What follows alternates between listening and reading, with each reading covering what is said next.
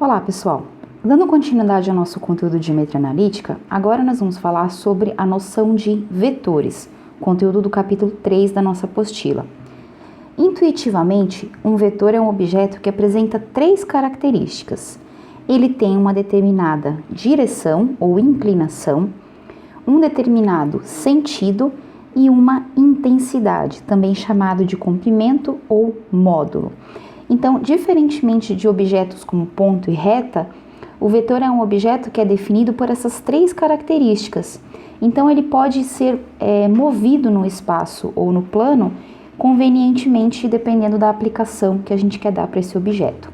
Então, aqui tem uma representação clássica de um vetor. A gente representa o vetor por um segmento de reta com uma indicação de sentido, e cada vetor tem a sua direção, o seu sentido e a sua intensidade.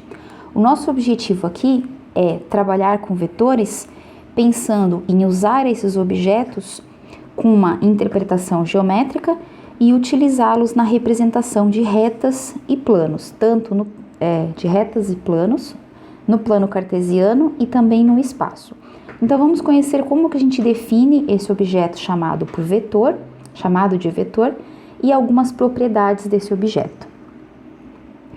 Bom, antes de falar de vetores, eu preciso falar de segmentos. Afinal de contas, esses dois entes estão muito relacionados. Segmento de reta. Então, dados os dois pontos no plano ou no espaço, o segmento definido por A e B é o conjunto de todos os pontos que pertencem à reta que passa por esses dois pontos e que estão entre o A e o B. Então, eu tenho dois pontos quaisquer, por exemplo, aqui no plano, eu tenho uma única reta que passa por esses pontos. O segmento de reta é formado, pelo conjunto de pontos que está entre A e B e que pertence também a essa reta chamada de reta suporte. Se por acaso a gente estiver na situação onde A e B são o mesmo ponto, a gente diz que a gente está trabalhando com um segmento nulo. Bom, todo segmento de reta, eu posso orientar esse segmento. O que significa isso? Significa que aquele conjunto de pontos que está entre A e B, eu posso definir um certo sentido para esse segmento.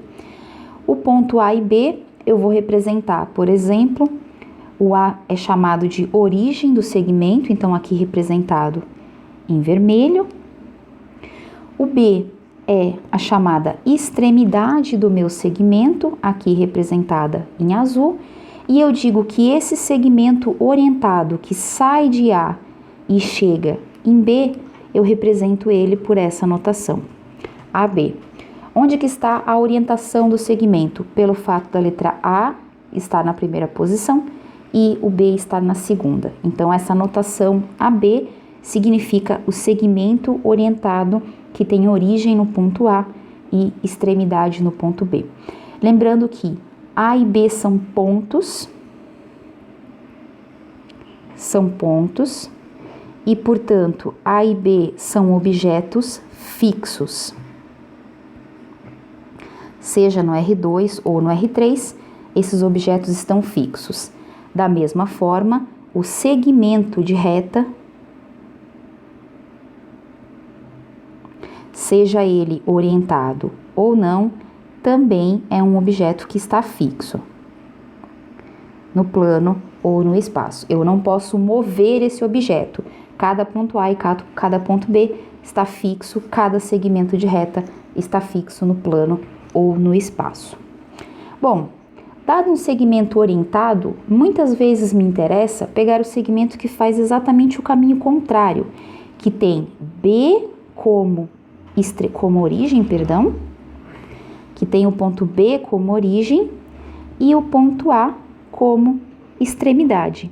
Esse segmento, eu chamo ele de segmento BA, porque ele tem origem no ponto B e extremidade no ponto A, ou então eu chamo esse segmento de segmento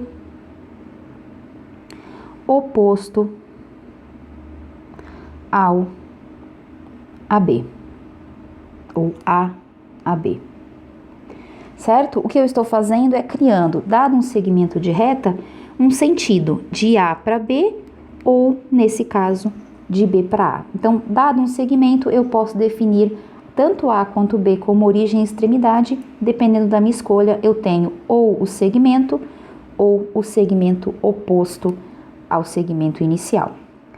Todo segmento de reta tem, portanto, um determinado comprimento. Esse comprimento nada mais é do que a distância entre os pontos A e B. Nós vimos como calcular a distância entre pontos. Esse comprimento do segmento será denotado por AB. Então, a notação, por que antes eu não coloquei a setinha? Porque AB com um risquinho em cima significa comprimento. Portanto, isso é um número, é uma medida positiva, uma medida que pode ser real. Uma medida positiva. Quando eu represento simplesmente AB sem aquele traço em cima, isso significa que isso aqui é um conjunto de pontos.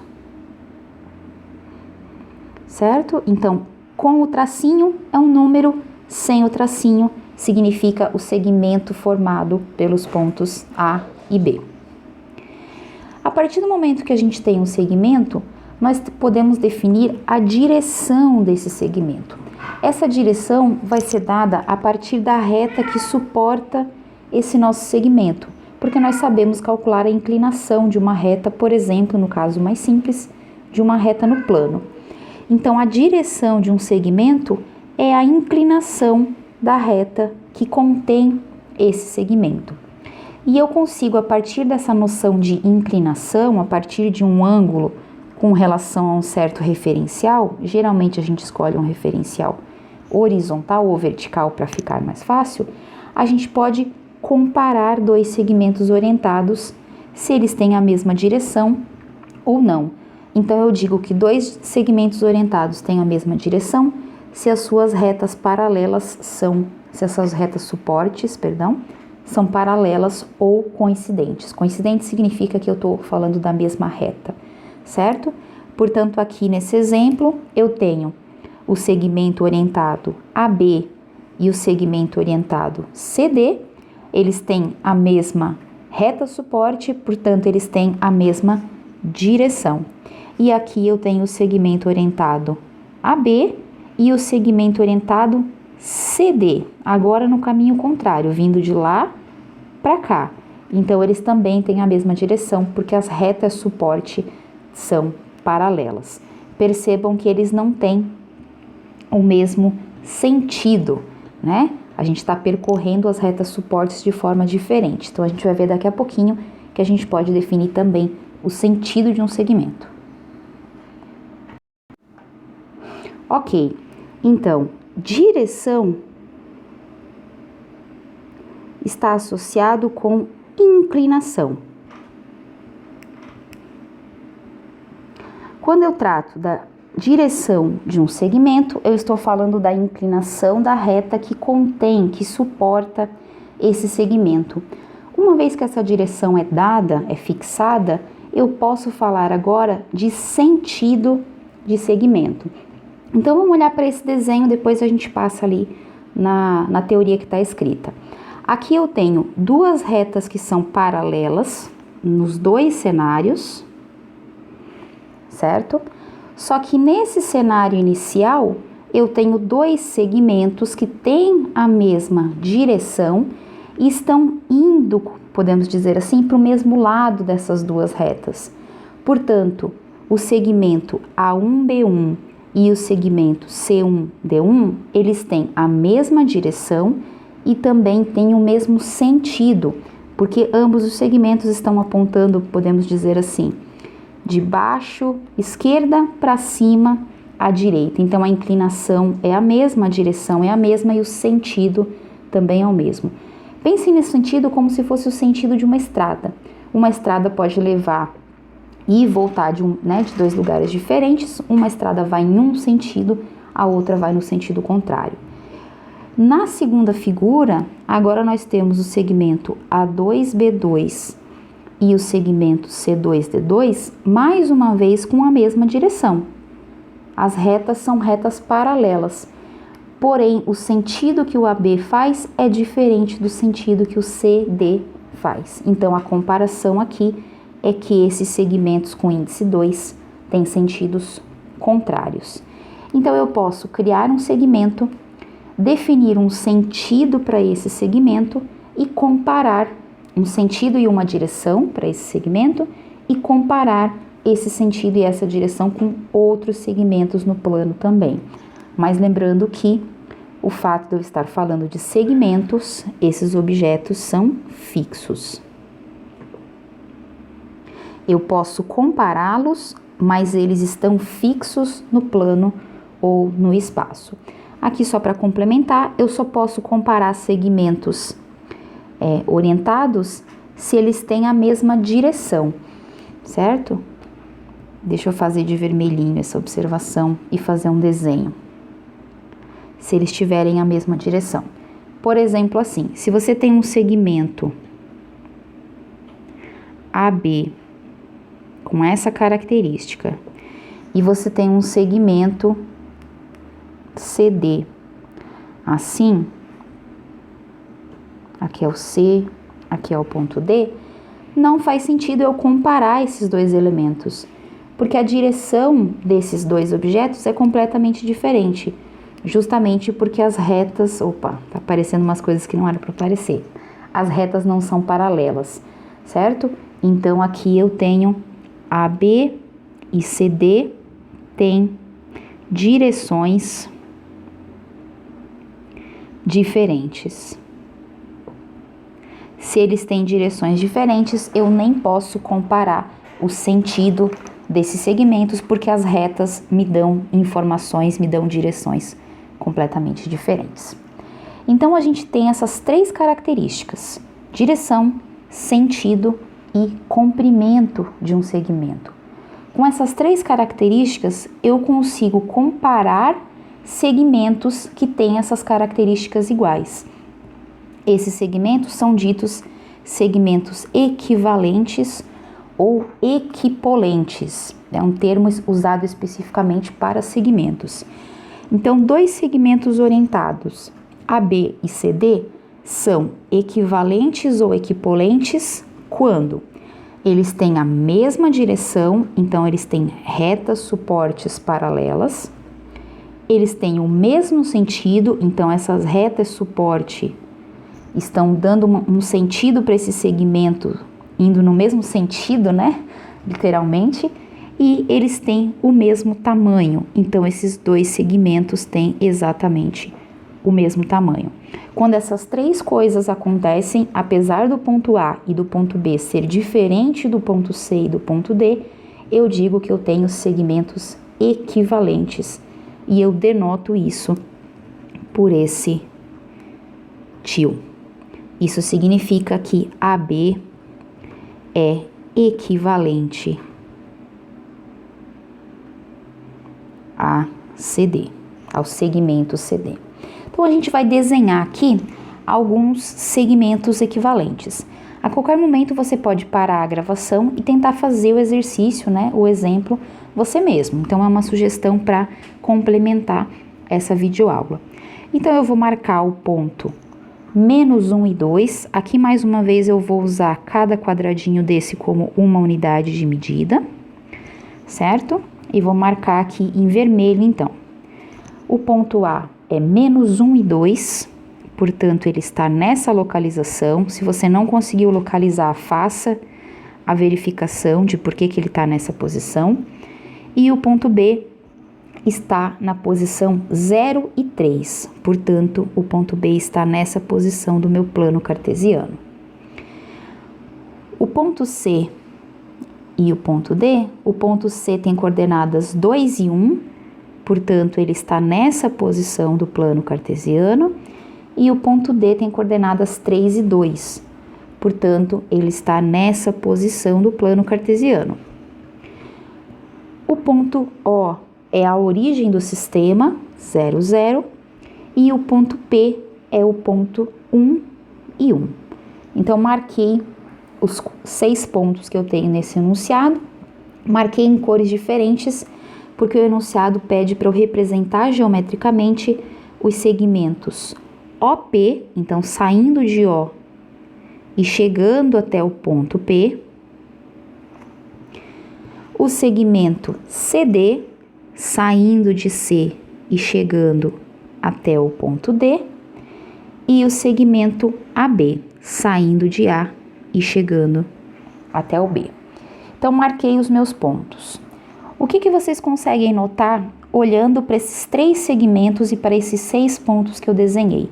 Percebam que os pontos são diferentes porque eles estão em posições diferentes do plano, mas todos os segmentos têm a mesma inclinação, uma inclinação que a gente consegue perceber que é de 45 graus pelo quadriculado. Todos os segmentos têm o mesmo sentido, apontando de baixo para cima, por exemplo, e todos os segmentos têm o mesmo comprimento, porque todos eles estão dentro de um quadradinho de lado 1.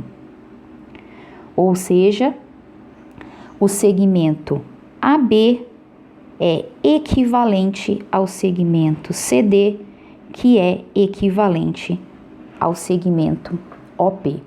Então, como conjunto de pontos, cada segmento desse é diferente, porém ele tem a mesma propriedade, eles têm a mesma direção, o mesmo sentido e o mesmo comprimento. São esses segmentos, esse conjunto de todos os segmentos equivalentes que a gente vai definir como sendo esse objeto vetor. E a vantagem do vetor é que eu posso mover esse objeto para onde eu quiser. Eu me livro da dependência do ponto e dessa fixação que todo ponto, que todo segmento de reta tem. Eu posso representar esse objeto vetor com essa direção, esse sentido e esse comprimento a partir de qualquer outro lugar que eu quiser no plano cartesiano, sem deformar ele. O que eu fiz aqui não podia, que eu acabei deformando ele um pouquinho, certo? Então, vetor é o conjunto de todos os segmentos orientados que tem a mesma direção, sentido e comprimento. E esse objeto, sim, eu posso movê-lo no plano e no espaço convenientemente. O que ele me indica são essas 3 propriedades. Ele não está preso em um determinado ponto do plano, como, por exemplo, aqui, o ponto A e o ponto B, o ponto O e o ponto P, o ponto C e o ponto D estão presos nessas localizações do plano cartesiano, ok? Portanto, vetor é o conjunto de todos os segmentos orientados que são equivalentes a um segmento orientado AB que você escolhe inicialmente para ser o seu guia, certo? Então, a gente escreve que o vetor V, usando a setinha em cima, então essa é a notação de vetor que nós vamos usar aqui na disciplina de geometria analítica, é o conjunto de todos os segmentos XY que são equivalentes ao segmento AB que você fixou originalmente. Para que serve o primeiro segmento AB?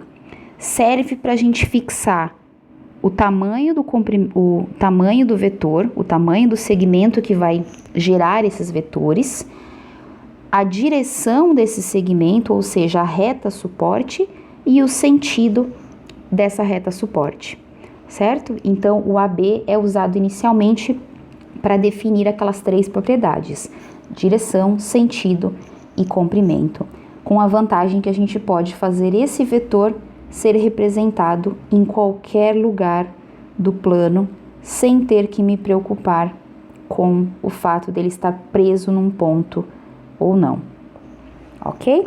A gente costuma desenhar, então a gente costuma escrever aqui na nossa disciplina essa notação. O vetor V é o vetor, agora percebam que tem essa seta em cima do AB, é o vetor gerado pelos pontos A e B. Esses pontos A e B vão me dar uma direção,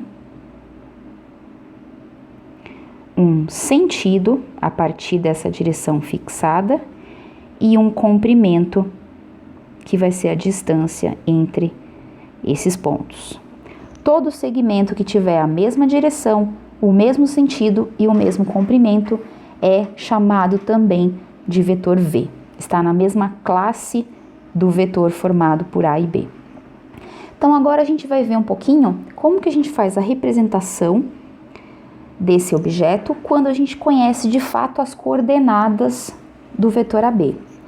Então, se aqui eu tenho um ponto A e um ponto B, por exemplo, no R2, no plano, certo? Um caso mais simples. Então, 2 pontos no plano cartesiano. As coordenadas do meu vetor AB serão dadas pela diferença entre as coordenadas do ponto final e do ponto inicial. Ou seja, as coordenadas desse meu vetor vão ser a diferença entre as coordenadas do B e do A. Como que essas coordenadas são utilizadas? Eu vou voltar aqui num exemplo que a gente fez antes. Nesse exemplo, eu tinha as coordenadas do ponto B sendo 0 e 3 e as coordenadas do ponto A sendo menos 1 e 2. Então, eu vou calcular as coordenadas do vetor AB, certo? Então, eu vou fazer B menos A e vou fazer a diferença entre as coordenadas x do B e do A. Então, eu vou ter 0 menos menos 1, o menos aqui é da fórmula, e na outra coordenada 3 menos 2. Sempre final menos inicial. O resultado desse cálculo das coordenadas vai ser um positivo na primeira e um positivo, na segunda coordenada. O que significa essa coordenada quando a gente olha para o desenho do nosso vetor? Então, é isso que eu quero usar esse exemplo para ilustrar aqui para vocês. Acho que eu vou ter que diminuir um pouquinho para ficar assim. Essa coordenada, corrigir aqui o meu desenho. Essa coordenada me diz como eu devo me mover para conseguir construir esse vetor com essa direção, esse sentido e esse comprimento. Então, eu escolho um ponto qualquer onde eu quero começar o meu deslocamento. Aqui eu escolhi um ponto qualquer no meu desenho e a gente vai usar o mesmo sistema XY. A primeira coordenada é deslocamento para a direita ou para a esquerda, positivo ou negativo. A segunda coordenada para cima ou para baixo, como se fosse a coordenada Y.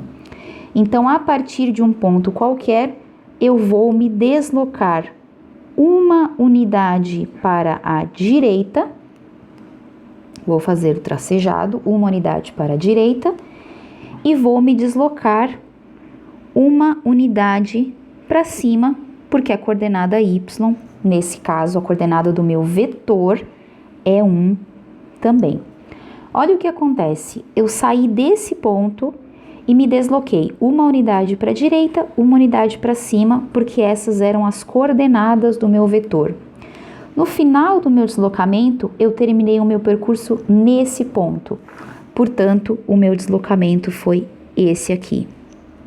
Esse vetor que eu desenhei em preto, ele é exatamente igual em termos de direção, sentido e comprimento a qualquer um desses vetores, em particular, igual ao vetor AB. Se eu tivesse escolhido, por acaso, começar esse deslocamento aqui na origem, que é um ponto conveniente para o nosso sistema, esse vetor coincidiria exatamente com o vetor OP. Então, isso são as coordenadas do vetor.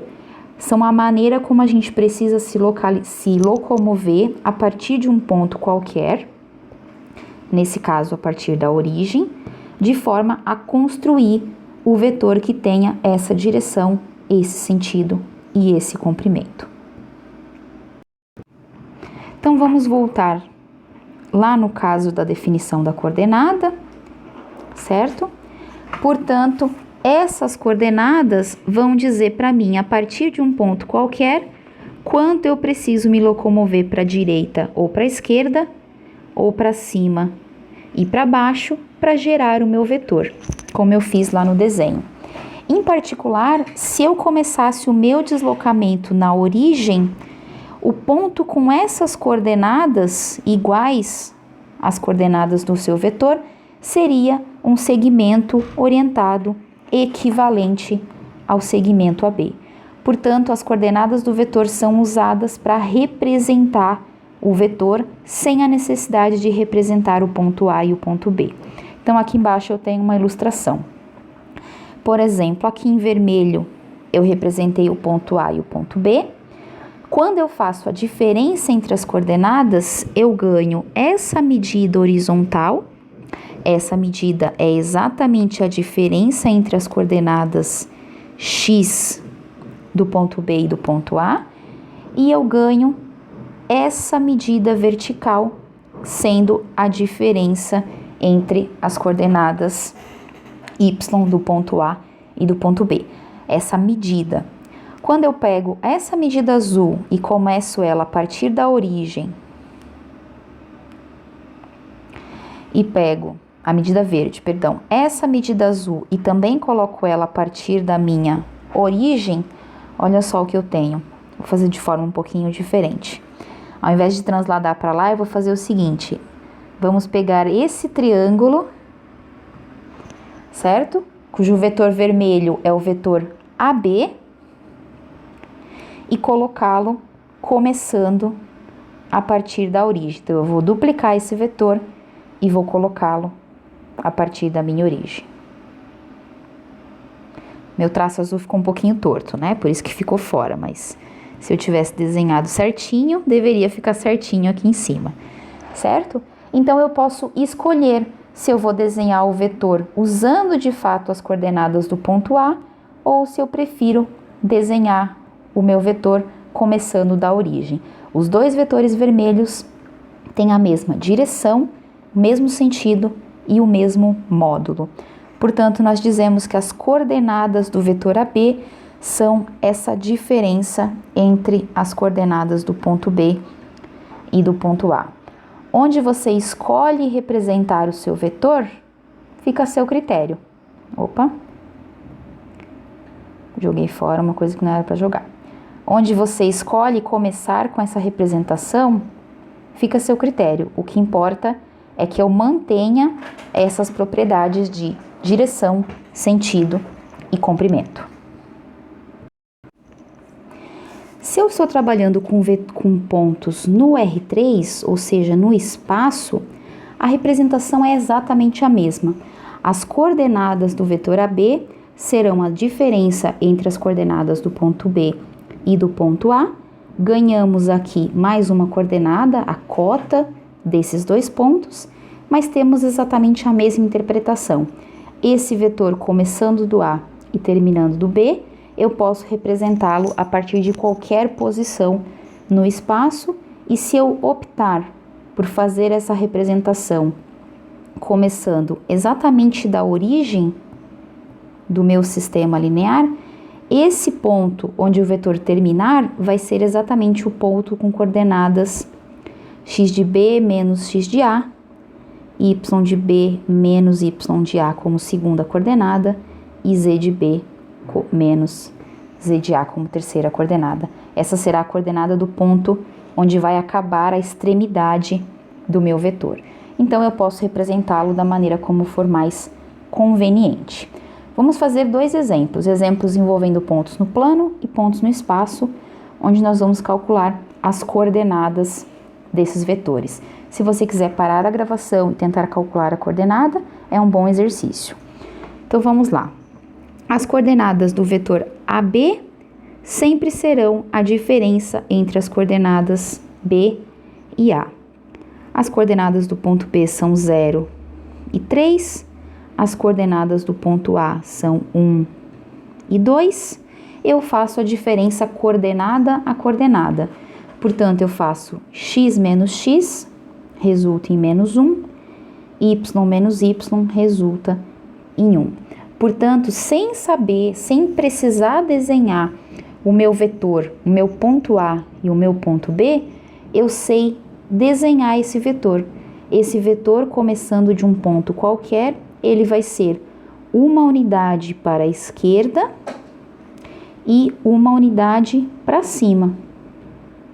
Então, se aqui eu estou fixando uma unidade de medida, e aqui também uma unidade de medida, o meu vetor será o vetor que sairá desse ponto e andará uma unidade para a esquerda, por conta do -1, uma unidade para cima, portanto, será um vetor com esse formato aqui. Esse é o vetor AB. Sugestão: faça na malha quadriculada o desenho do ponto A e do ponto B e verifique que o vetor AB é exatamente um vetor com essa configuração dentro de um quadradinho de uma unidade na sua malha quadriculada. Vamos fazer os outros dois exemplos. O exemplo C. O B eu apaguei, tá?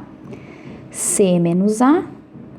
As coordenadas do C são 3 e -1, e do A 1 e 2.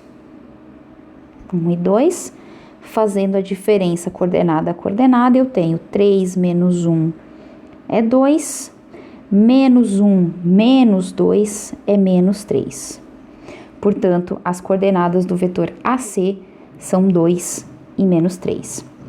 Deixa eu copiar esse exemplo D aqui embaixo.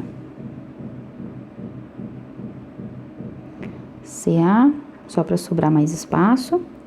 E fazer o comentário a respeito de como que será esse vetor AC. Então, mais uma vez, faça a representação dos 3 pontos e desenhe o vetor que sai de A e chega em C. Mas mesmo sem desenhar os pontos, eu sei que esse vetor terá a seguinte característica: a partir de um ponto qualquer, ele terá 2 unidades para a direita e 3 unidades para baixo, porque a coordenada y dele é -3. Portanto, o vetor AC tem uma configuração nesse formato, onde cada tracinho aí que eu desenhei configura uma unidade de medida, certo?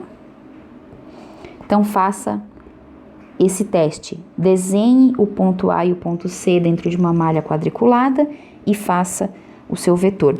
É claro que aqui, na verdade, só corrigindo, teria que ser bem horizontal, né? O meu desenho ficou um pouquinho não muito horizontal, é difícil desenhar na horizontal aqui. Assim. 1, 2, 3 unidades. Então, faça essa brincadeira. Pegue uma malha quadriculada, desenhe os pontos A e C, você vai perceber que o seu vetor tem exatamente essa configuração. Por fim, nós temos o exemplo do vetor CA. O vetor CA é a diferença sempre do final menos o inicial. Olhando no enunciado, o A tem coordenadas 1 e 2, o C tem coordenadas 3 e -1. Fazendo a diferença entre essas coordenadas, eu tenho 1 menos 3 é -2, 2 menos -1 é 3. Portanto, o meu vetor AC, começando de um ponto qualquer, ele será 2 unidades para a esquerda, 3 unidades para cima. 1, 2, 3 unidades para cima. E ele terá essa configuração. Essa é a grande vantagem do vetor. Eu não preciso dizer onde ele começa e onde ele termina. Aqui eu estou representando as coordenadas desse vetor. -2 unidades e 3 unidades. E percebam o seguinte: o vetor AC e o vetor CA são, o que a gente vai ver daqui a pouquinho, vetores opostos. Por quê? Porque ele é um segmento que vai de A para C e o outro vetor contém segmentos que vão de C para A, que fazem exatamente o caminho oposto. Por isso que esse primeiro segmento faz o trajeto 2 para a direita, 3 para baixo. Esse segundo vetor faz o caminho inverso. Então, ele faz 2 para a direita, 2 para a esquerda e 3 para cima e volta para o ponto original. Então, a única diferença entre o vetor AC e o vetor CA é o sentido. Um aponta para baixo e o outro aponta para cima com retas paralelas.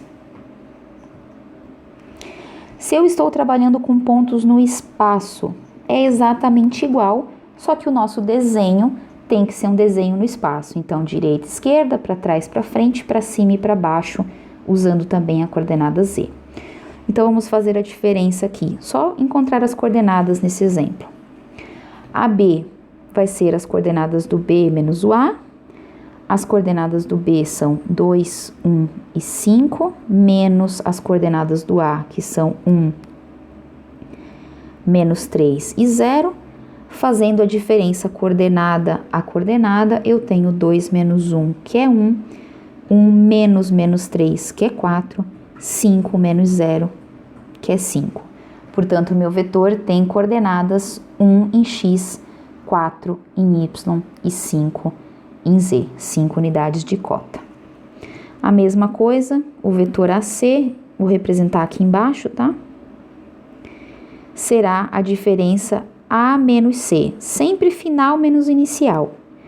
As coordenadas do A são 1, menos 3 e 0. As coordenadas do C são menos 4, 2 e 1.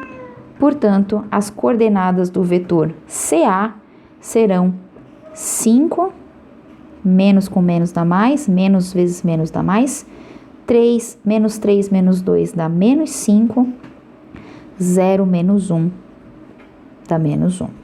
Então, aí estão as coordenadas de dois vetores no espaço. Para localizar esses vetores, exatamente a mesma coisa, só que agora a gente tem uma terceira coordenada. Então, tem que usar um pouquinho mais a nossa visão espacial. A partir de um ponto qualquer, lembrando, né? X para frente, Y para o lado, Z para cima.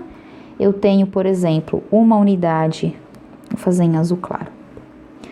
Uma unidade para frente, 4 unidades para a direita e 5 unidades para cima. Então, meu vetor é algo mais ou menos, né? Assim, eu posso olhar ele dentro de um paralelogramo com lado 1. Deixa eu fazer aqui bonitinho, peraí. Y. Com lado 1, 4 e 5 de altura.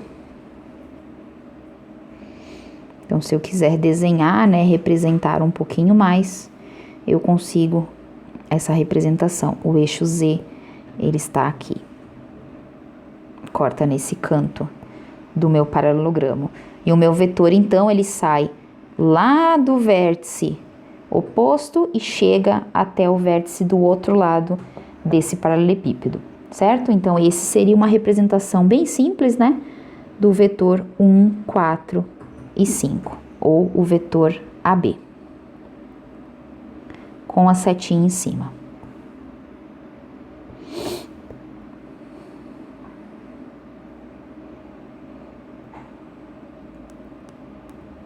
Certo? Então, uma pequena representação aí do vetor. É claro que para ficar bonitinho, né, certinho, a gente tem que desenhar o x, y, z em escala, fazer a escala correta, usar a perspectiva para conseguir enxergar esse vetor de uma forma mais precisa. Essa primeira aula era isso, e a nossa aula continua daqui a pouquinho falando sobre os tipos de vetores que a gente pode ter. Até depois.